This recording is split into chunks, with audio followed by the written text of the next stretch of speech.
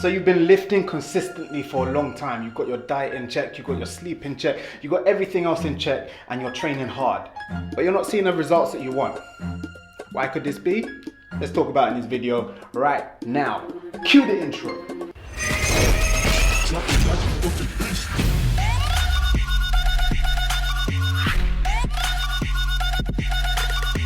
What's going on, guys? Gabriel Sey, aka The Truth, and yes, today we are talking about why you're not seeing gains. Whenever people ask me this question, I always start with this one. How long have you been training? If you say anything below 2 years, I don't really want to hear anything, because most of the time you don't appreciate gains that you've got, and you're comparing yourself to bodybuilders, athletes or whatever who have been training for 10 plus years. You're still a baby in the game. Be consistent. Let's go into the following points. So number one, define hard. Everyone always says, oh yeah, I train real hard. I train real hard. Here's a story for you. One of my clients came down to train with me and she said, oh yeah, I hit legs really hard. We've been training for a while. And I was like, right, you should have seen more gains than that. Come down, I want to see what you're doing. So she got on the leg press. She did 10 reps. I said, pick the weight that you normally do 10 reps on. That challenges you. She put the weight on. I was like, okay, cool. Now, for me, I don't look at how tired you are by panting and stuff. I look at the speed of the rep.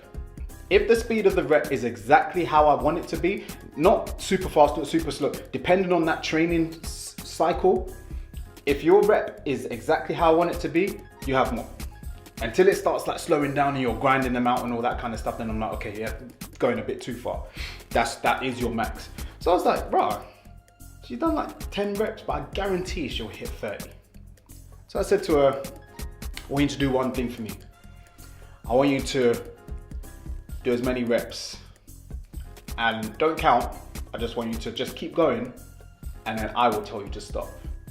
The girl got 35 reps. Look at that difference. 10 reps that she thought she was training hard. Her definition was I train hard. 35 reps. So that means that weight could have gone up a huge amount to actually get 10 reps at an RPE 8. Do you get what I'm saying? So really define hard. You need to be honest with yourself. And this is why sometimes when I go for 1 rep maxes, I decide not to have a spot. There was one rep max at Fitness First last year on the squat. And someone asked, oh, do you want a spot? I was like, nope. Leave me alone. I need to see for myself. You know, I don't recommend it.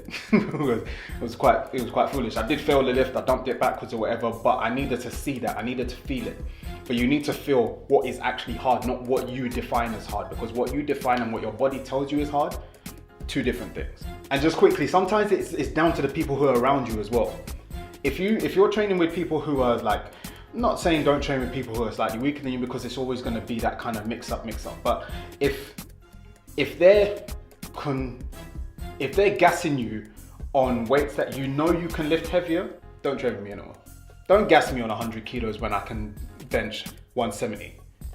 Don't gas me on 140 squat when you know, when they've seen what I can do. So I leave them. We part ways. Point number 2, you need to exercise patience. All about exercising the muscles, but exercise patience. As I said at the beginning, up to 2 years, yes, you'll get newbie gains, so you'll probably get decent gains throughout that period, but you need to be patient with it. If you redefine what hard is and you start going hard in the gym and you've got everything else on point, I guarantee you that you will see great exponential growth within your first few years of lifting. But to be where you actually want to be, it's a lifetime thing. I am still nowhere near where I think I want to be.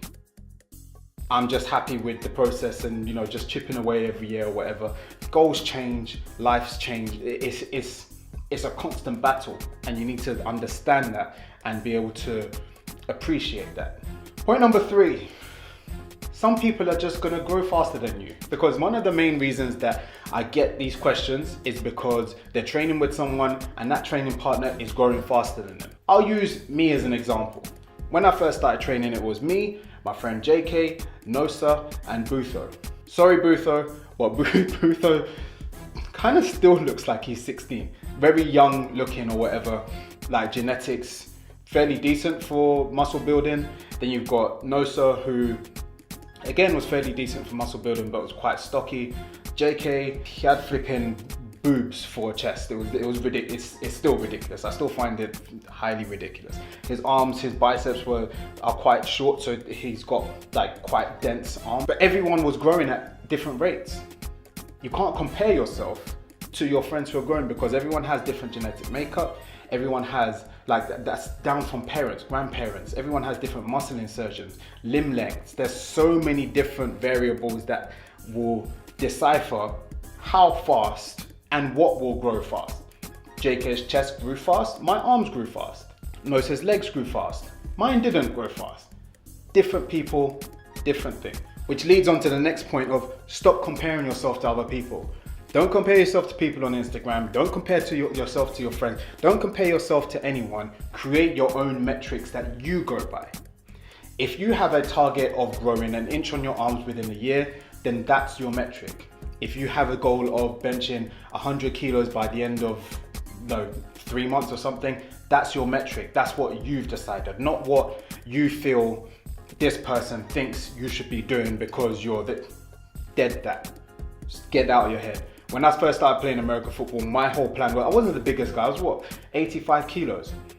But I wanted to, and that's when I started doing a lot of the power training because I was like, all right, I'm 85 kilos, but when I hit you, trust me, when I hit you, you will feed it like I'm 100 kilos and I've just steamrolled you at 50 miles per hour. So that was my goal. Those are my metrics. Get my deadlift up, get my bench up, get my speed up. Create your own metrics. Become your own goal. Like stop comparing yourself. Now the final tip before I let you guys go is stop overcomplicating things.